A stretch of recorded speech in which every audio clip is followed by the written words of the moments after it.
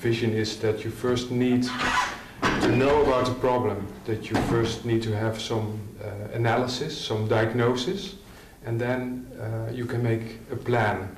So this asks from the therapist, the expert, the plan. This is different from your approach. Do you need to know about the problem? And I think this is the most shocking aspect about the solution-focused approach, is that we don't need to know what the problem is. We just need to know what the solution is. And I actually had a lady comes to me some years ago, and she was just fretting, and she was just having such a difficult time.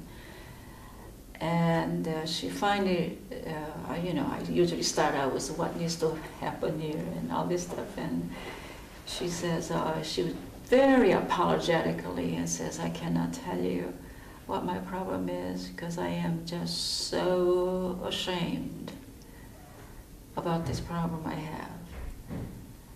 And so I said, you don't need to tell me what the problem is. So, what do you think the solution, suppose we find a solution, what would it look like? And then of course she started. I think that many people think that, and I think that comes from a very much of a medical model, where you have to not only know what the problem is, but the detailed symptoms will tell us what the problem is, or how to look at the problem, how to categorize the problem into diagnosis. And then, of course, a traditional approach is to find a matching solution to different diagnoses.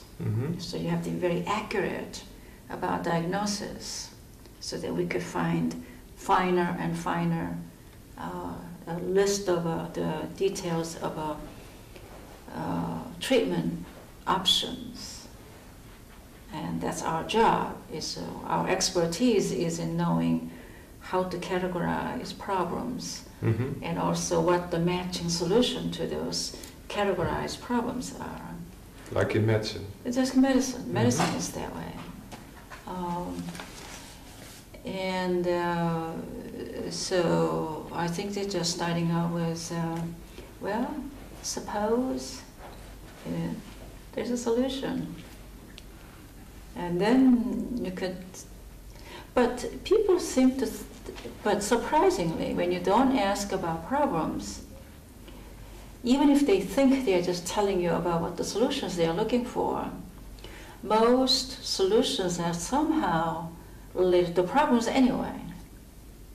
Yeah. Right? So, for example, someone says... So they are connected?